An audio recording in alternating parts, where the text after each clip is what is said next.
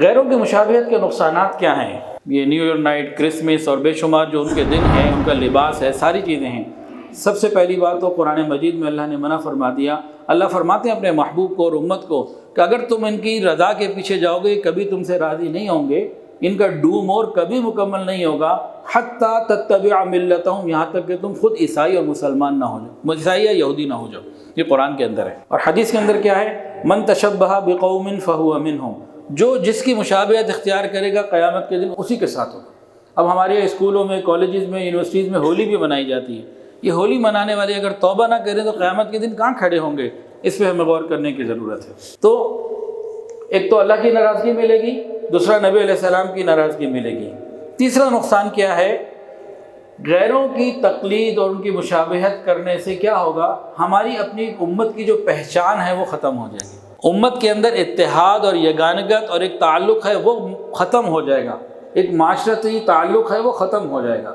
ہم اپنی پہچان کھو دیں گے، پھر ہماری کوئی ویلیو نہیں رہے گی۔ اللہ تعالیٰ نے ہمیں ویلیو عطا کی ہے، ہم خود اپنی ویلیو کو ختم کر رہے ہیں۔ کنتم خیر امۃ اخرجت للناس تأمرون بالمعروف وتنہون عن المنکر، تم بہترین امت ہو، تمہاری اپنی ایک انفرادیت ہے، تم لوگوں کی بھلائی کے لیے نکالے گئے ہو۔ تم نے دنیا کو متاثر کرنا ہے، ان سے متاثر ہونا نہیں ہے۔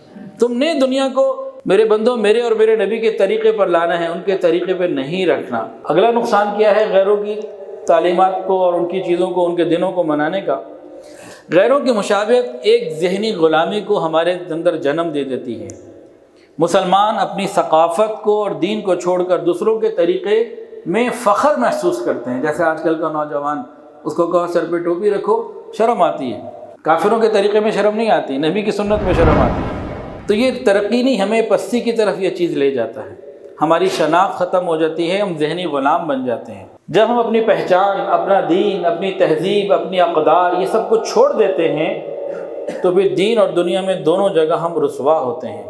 غیروں کی تقلید کا سب سے بڑا نقصان ہماری نوجوان نسل کو ہوتا ہے کہ مغربی طرز زندگی جیسے موسیقی، ناچ گانا، یہ سب چیزیں آ جاتی ہیں تو ہم حیا سے دور ہو جاتے ہیں۔ اور حدیث کے اندر آتا ہے جب تم سے حیا چلی جاتی ہے تو ایمان بھی چلا جاتا ہے۔ یہ دونوں ساتھی ہیں، حیا اور ایمان، ایک گیا تو دوسرا خود بہت چلا گیا۔ ایک اور نقصان، معاشرتی اتحاد ختم ہو جاتا ہے۔